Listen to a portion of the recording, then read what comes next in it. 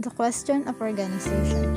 A firm's potential for competitive advantage depends on the value, rarity, and immutability of its resources and capabilities. However, to fully realize this potential, a firm must be organized to exploit its resources and capabilities. These observations lead to the question of organization. Is a firm organized to exploit the full competitive potential of its resources and capabilities? Numerous components of a firm's organizations are relevant to the question of organization, including its formal reporting structure, its formal and informal management control system, and its compensation policies. A firm's formal reporting structure is a description of whom in the organization reports to whom.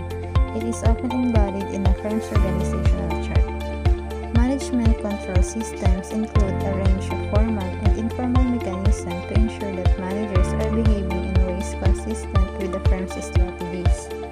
Formal management controls include a firm's budgeting and reporting activities that keep people higher up in a firm's organizational chart informed about the action taken by people lower down in a firm's organizational chart. Informal management controls might include a firm's culture and the willingness of employees to monitor each other's behavior. Compensation policies are the ways that firms pay employees. Such policies create incentives for employees to behave in a certain ways. These components of a firm's organization are often called complementary resources and capabilities because they have limited ability to generate competitive advantage in isolation. However, in combination with other resources and capabilities, they can enable a firm to realize its full potential for competitive advantage. Applying the VRIO framework. VRIO is an acronym for value, rarity, immutability, and organization. These are the 4 dimensions that make up the framework. The VRIO framework can be used to identify the competitive implication of a firm's resources and capabilities, whether they are a source of competitive disadvantage, competitive parity, temporary competitive advantage, or sustained competitive advantage, and the extent to which these resources and capabilities are strengths or weaknesses. The premise of identifying a firm's resource as a competitive advantage is whether it passes through the dimensions of the framework. To use the framework, you need first to define your resources. Resources may be tangible or intangible in nature and generally fall into one of the following categories: financial resources such as money, shares, bonds, and debentures; human resources such as the skills of your people and the knowledge of your people; material resources such as raw materials, facilities, machinery, and equipment; non-material resources such as patents, brand names, and intellectual property. Once you define all your resources, take each resources through the VRIO framework and categorize each based on the traits it holds. Categorize resources into one of the following groups: competitive parity, temporary competitive advantage, competitive disadvantage, or sustained competitive advantage. Once you've categorized your resources into the 4 categories, you should have a good understanding of where your competitive advantages lie and whether they will be short or long-term advantages. Applying the VRIO framework to Southwest Airlines.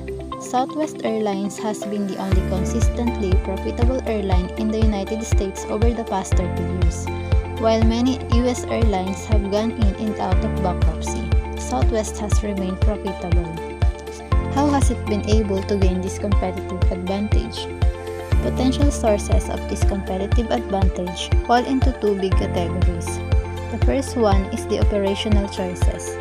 On the operational side, Southwest has chosen to fly only a single type of aircraft, only flies into smaller airports, has avoided complicated hub-and-spoke route system, and instead flies a point-to-point system.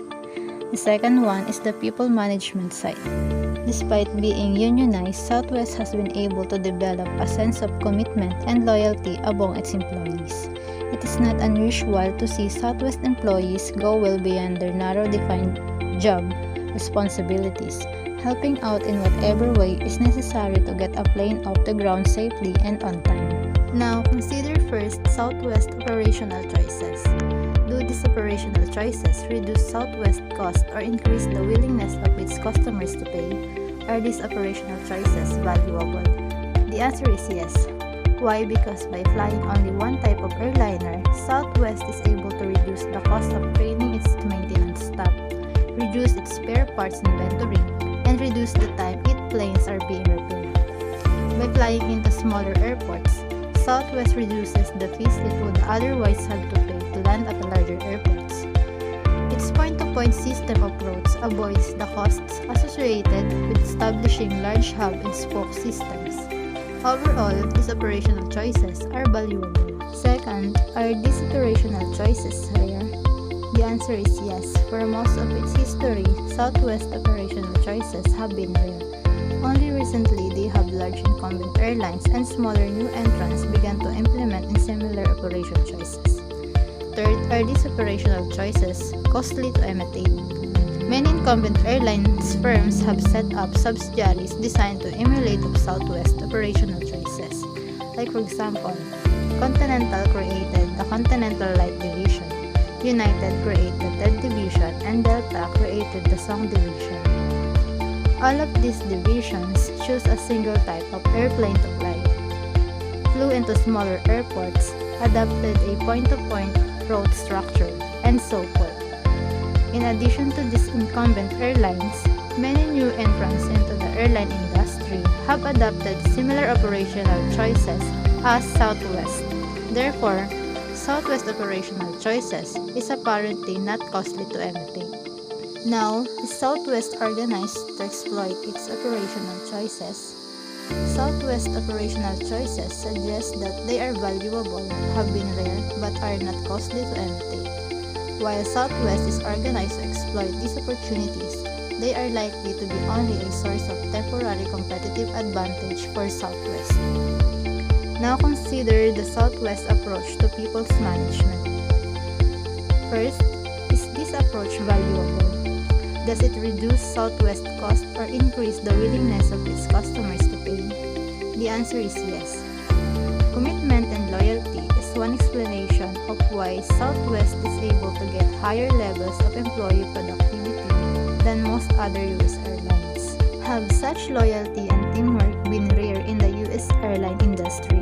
The answer is yes. U.S. airline industry has been rocked by employment strife. Many airlines have had to cut employment, reduce wages, and in other ways strain the relationship with their employees. In general, in comparison to incumbent airlines, the relationship that Southwest enjoys with its employees has been rare. Is this relationship costly to imitate? Certainly, relationships between an airline and its employees have many of the attributes that should make them costly to imitate. They emerge over time, they are path-dependent, causally ambiguous, and socially complex. It is reasonable to expect that incumbent airlines that already have strained relationship with their employees. With that, it would have difficulty in imitating the relationship Southwest enjoys with its employees.